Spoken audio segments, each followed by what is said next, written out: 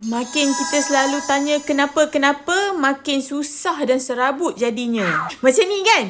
Kenapa hidup aku macam ni? Kenapa hidup aku tak macam orang lain? Macamlah dia tu bagus sangat. Ya Allah, kenapa aku jadi macam ni? Kenapa aku tak senang macam orang lain?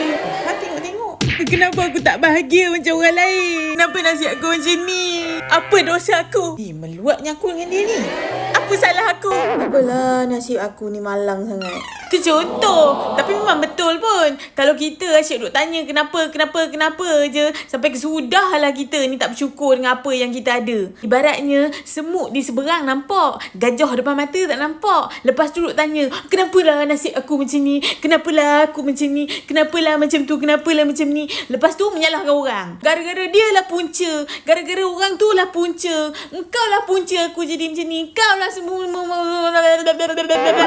Kan? Menyalahkan orang je memanjang. Tak baik tau sikap macam tu. Sebenarnya hidup ni perjalanan. Susah ke, senang ke, sulit ke, sukar ke, lancar macam mana pun, itu adalah perjalanan. Setiap perjalanan yang kita lalu tu adalah satu kenikmatan. Kita mesti kena rasa nikmat. Dalam perjalanan ni, kita kena lalu saja apa benda yang diberi pada kita. Itu tanda bersyukur.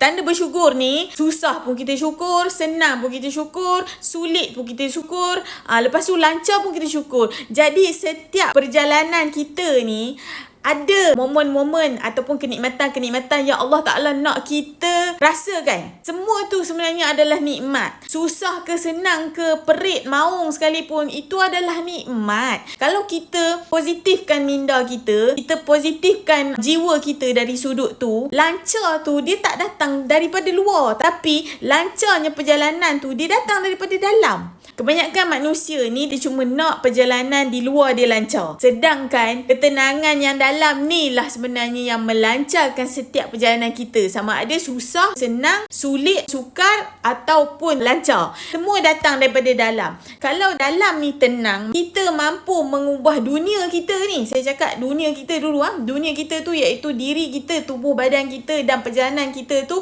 untuk menjalani kehidupan kita ni dalam keadaan yang lancar dan smooth. Setiap benda bermula daripada dalam. Kalau hati kita tenang, walaupun kita susah, hati kita ni gembira, melihat sekeliling kita ni bahagia, sebenarnya kesenangan ataupun kegembiraan tu akan berbalik pada diri kita tanpa kita minta pun sebenarnya. Ramailah orang yang nak bahagia, nak senang, tapi dia nak orang buat untuk dia. Bila dia tak dapat kesenangan tu, dia tak dapat kebahagiaan tu, dia menyalahkan orang. Dia menyalahkan takdir dia. Kalau dia bermuzakarah dengan diri dia sendiri, dia tak akan nampak sebab terjadi ni salah takdir dan salah siapa. Dia akan nampak setiap perjalanan dia lalu tu adalah perjalanan untuk dia menuju kepada yang satu. Sebab hidup ni sementara. Hidup ni adalah perjalanan kita untuk kita bertemu yang satu. Itu saja. Tapi kalau kita melihat perjalanan hidup ni adalah untuk kita kaya, untuk kita senang lenang, sampai bila pun kita takkan senang dan hati kita takkan gembira pun, dan kita akan menyalahkan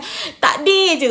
Takdir tu tak kena, ini tak kena, semua takkan kena. Jadi bila terjadi macam tu, itulah salah satu penyebab anxiety tu akan muncul. Anxiety tu akan muncul dalam diri disebabkan kita rasa tak selamat, rasa risau, sakit, dan jiwa kita ni tak tenteram. Sebab itulah anxiety tu muncul. Untuk elakkan perkara-perkara yang negatif dalam diri kita ni, kita kena cuba belajar tenang, tengok orang bahagia, tengok orang bergaduh pun kita tenang. Sebab yang bergaduh tu dia, buat apa kita nak masuk campur? Kalau kita rasa kita tak mampu untuk nak meleraikan keadaan tu, kita jangan masuk campur untuk menyulitkan lagi kehidupan seseorang tu. Tengok saja dan mendoakan yang terbaik untuk orang yang di depan mata kita. Bila kita mendoakan yang terbaik untuk orang yang di luar tu, itu adalah cermin diri kita, cermin di dalam jiwa kita. Kebaikan yang kita doa tu akan berpantul balik kepada diri kita. Ini yang orang tak nampak. Dia nak bahagia, dia nak orang buat dia bahagia, tapi adakah dia membahagiakan orang?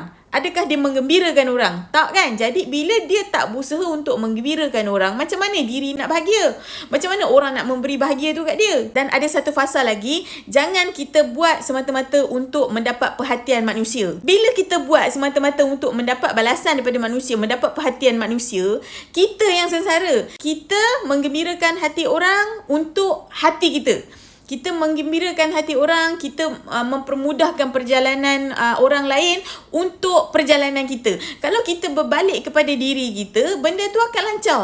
Tetapi kalau kita bagi kepada seseorang tu mengharapkan orang yang sama ataupun orang lain memberi kebahagiaan pada kita balik, itulah yang membuatkan kita rasa, kenapa aku bagi macam ni, orang tu tak bagi pun balik aku macam ni. Jadi kita akan rasa macam, aku dah tak nak buat baik dengan orang. Sebab apa? Sebab orang ni semua tak berguna. Sebab aku buat baik dengan orang tak bantu aku pun. Itu kita mengharapkan. Kalau salah satu kebaikan kita nak buat tu, kita buat dengan rasa lapang dada. Aku nak tolong orang tu sebab aku nak tolong dia, bukan sebab aku nak dia balas aku. Jangan buat macam tu. Kalau dia nak balas, dia balas. Dia tak nak balas, sudah. Kita jangan fikir kita buat untuk kita happy. Kalau kita rasa sesuatu yang kita buat tu tak happy, jangan buat. Itu.